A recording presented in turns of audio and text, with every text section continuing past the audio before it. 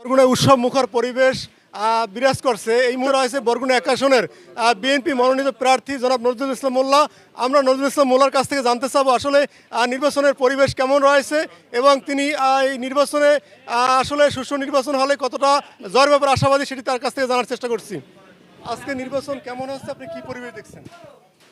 আলহামদুলিল্লাহ, নির্বাচন খুব সুন্দর এবং সুষ্ঠুভাবে হচ্ছে এবং এটা আমরা প্রত্যাশা করেছিলাম আগের থেকেই এবং আমরা মানে সর্বোচ্চ আমরা প্রশাসনকে সহায়তা করার আশ্বাস দিয়েছিলাম যে যাতে করে দীর্ঘদিন পরে মানুষের ভোটের অধিকার ফিরে পেয়েছে, অনেক প্রাণের বিনিময়ে, অনেক রক্তের বিনিময়ে, অতএব এই নির্বাচনটা যাতে প্রশ্নবিদ্ধ না হয় এবং এই নির্বাচনটা নিয়ে যাতে কেউ কোনো আঙ্গুল তুলতে না পারে, যে এজন্য আমরা চেষ্টা করেছি এবং এখন পর্যন্ত ভোট সুষ্ঠু হচ্ছে।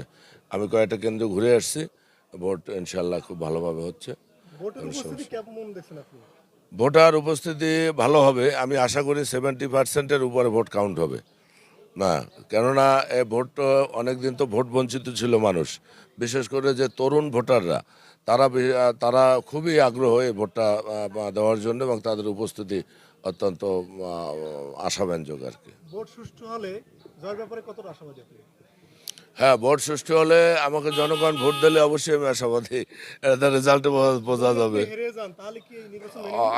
হেরে গেলে আমি যে জনগণ যে রায় দিবে সেটার সাথে আমি সহমত, তাতে হেরে যাই আর জিতে যাই। আপনি শুনলেন বরগুনা ১ আসনের নির্বাচনের কথা। আসলে আমি বরগুনার বেশ কয়েকটি কেন্দ্রে ঘুরে দেখেছি, যেখানে কিন্তু নির্বাচনের পরিবেশ বেশ ভালো রয়েছে এবং বিশেষ করে আপনার পুরুষ ভোটারের তুলনায় নারী ভোটার উপস্থিতি কিন্তু বেশ বেশি লক্ষ্য করছি। পাশাপাশি আমরা আশা করছি যে সকাল সকাল যেহেতু নারী ভোটার এসেছেন, আশা করছি যে দুপুরের পরে হয়তো পুরুষ ভোটাররা তারা কিন্তু ভোট কেন্দ্রে আসবেন।